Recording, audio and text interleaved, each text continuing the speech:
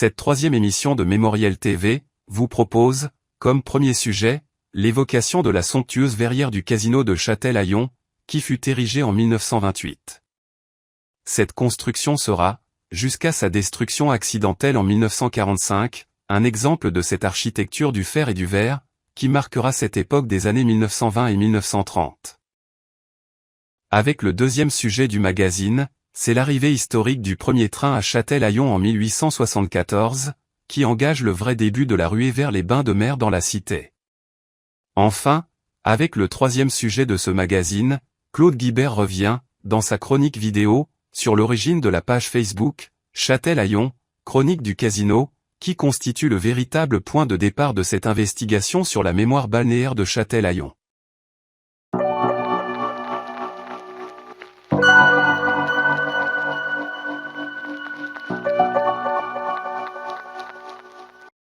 Une somptueuse verrière est érigée en 1928 sur la terrasse et du casino, procurant un havre moderne pour le café-concert et la salle de bal.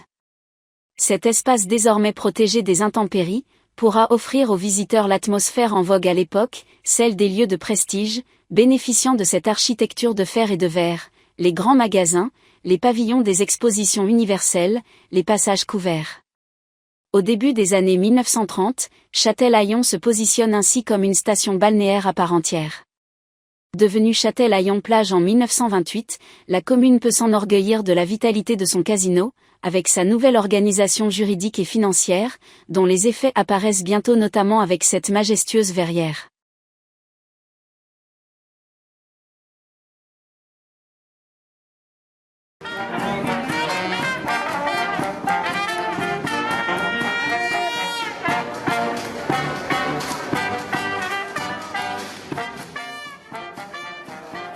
Ma chère Madeleine, je n'ai pas pu répondre plus tôt car je n'ai pas eu beaucoup de temps la semaine dernière, maman ayant été malade quelques jours.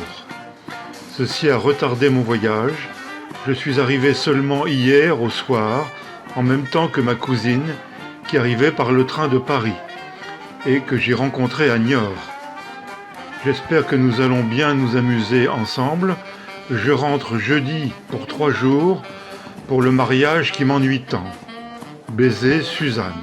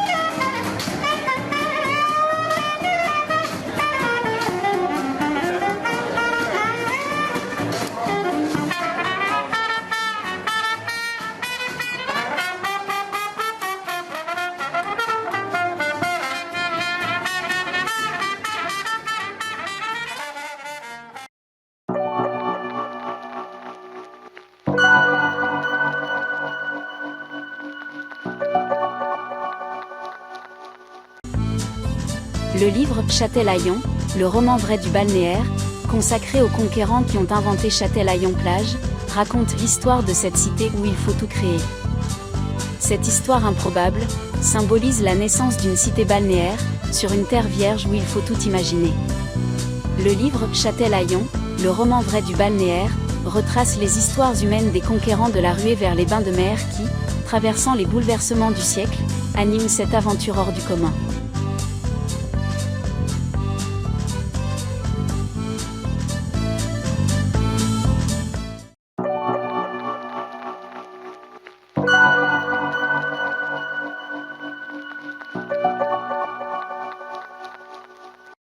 Après avoir surmonté de nombreux obstacles, la ligne de chemin de fer pour desservir Châtel-Aillon est inaugurée le 29 décembre 1873.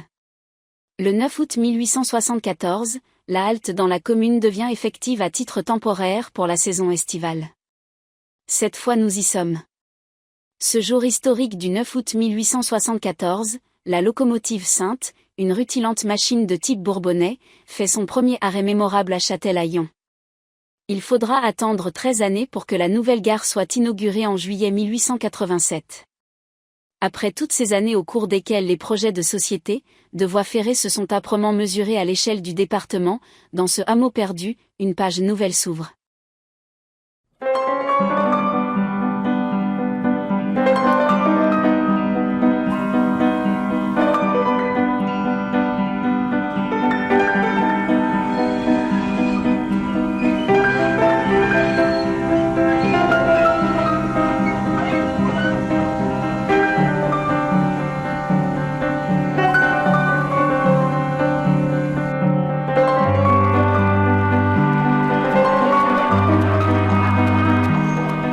Il n'y a pas de gare à Châtel-Aillon, mais tout commence avec cette halte du train, à l'origine de tout. Le hameau dépendant d'Angoulins ne sait pas encore combien son navire balnéaire est lié à cette révolution ferroviaire. Cette fois nous y sommes.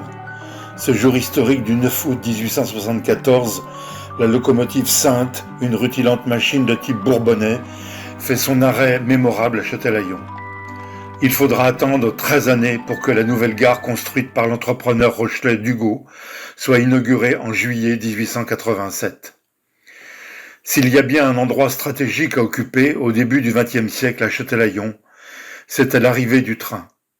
Face à la gare, de part et d'autre de cette avenue, de nos jours avenue du Général Leclerc, deux hôtels-restaurants se font face.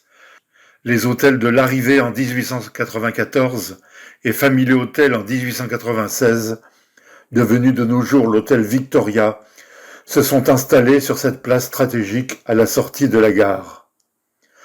Il faudra encore des années pour que le train soit le moteur de la ruée vers les bains de mer. Quand le casino de Châtel-Aillon est inauguré en 1893, le train de Paris met 10h30 pour allier la gare de Châtel-Aillon. La révolution balnéaire est en marche.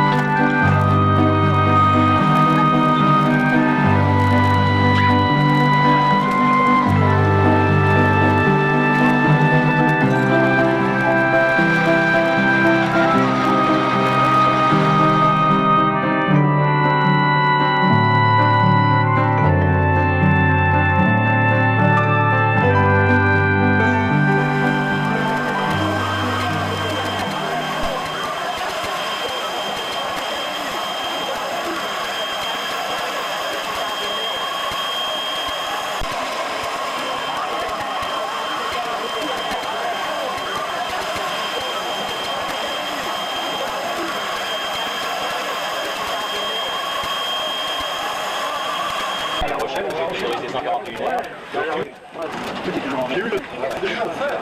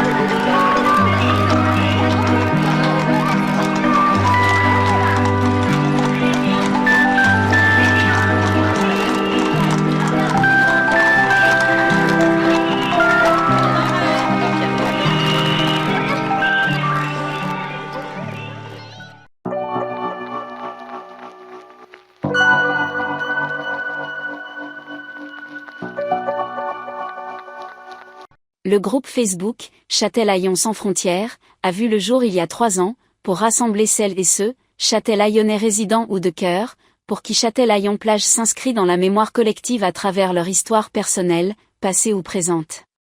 Sans frontières dans le temps, sans frontières dans l'espace, plus de 1600 membres nous ont rejoints pour partager les souvenirs, documents qui construisent ce monument immatériel de la mémoire balnéaire. La chronique de Claude Guibert, créateur de la page Facebook Châtelaillon les mémoriels balnéaires, et du groupe Facebook Châtelaillon sans frontières, revient sur la genèse de ces publications. Bonjour à toutes et à tous. Je souhaite aujourd'hui vous faire part de l'origine de la page Facebook Châtelaillon les mémoriels balnéaires, qui a donné lieu au groupe Châtelaillon sans frontières auquel vous participez. En effet, c'est une histoire un peu particulière. En 1988, quand le casino de Châtelaillon s'effondre, ça a été un choc pour beaucoup de Châtelaillonnais, pour moi aussi, qui suis habitant balnéaire depuis l'âge de 1 an. Je suis dans le quartier du casino, cet édifice fait partie du paysage, et je me suis interrogé à ce moment-là sur l'origine de cet édifice. Simplement, à l'époque, il n'y avait pas Internet pour faire des recherches comme nous pouvons le faire maintenant. Et je me suis dit que peut-être je pourrais trouver à partir des cartes postales des informations. Alors je ne suis pas collectionneur de cartes postales, mais là il s'agissait vraiment de constituer un fonds documentaire. Alors je me suis fixé comme seul objectif les cartes sur le casino de toutes les époques, de près, de loin, façade ouest, façade est, dans tous les cas de figure, pourvu qu'il y ait dedans le casino. Et sur 20 ans, j'ai trouvé un peu plus de 500 cartes postales. Ça m'a permis de faire un tour de l'histoire de ce bâtiment, de remplir quelques albums et de les ranger dans une armoire. Bon, le temps a passé et beaucoup plus récemment, à la fin de l'année 2021, je me suis dit que c'était quand même dommage de ne pas en faire profiter les autres de ces documents. Et j'ai décidé de créer une page Facebook qui s'est appelée Chronique du Casino, de façon à publier tous les jours une carte. Alors j'ai publié la première avec simplement l'indication de date. La deuxième carte, j'ai mis 2-3 mots de commentaires, puis ce sont devenus quelques lignes de commentaires, et finalement, au bout des semaines et des mois, c'est devenu une véritable chronique du casino. C'est de cette façon qu'est née cette page Facebook, qui plus récemment a changé de nom pour devenir Châtelaillon l'invention du balnéaire, et puis Châtelaillon les mémoriels balnéaires, associés à la manifestation que j'organise depuis l'été 2025. Voilà cette histoire. Un certain nombre de membres anciens connaissent déjà, mais pour les plus récents, je souhaitais vous faire part de cette petite histoire qui nous relie de nos jours dans le groupe Facebook Châtelaillon sans frontières. Je vous remercie pour votre attention et je vous dis à très bientôt.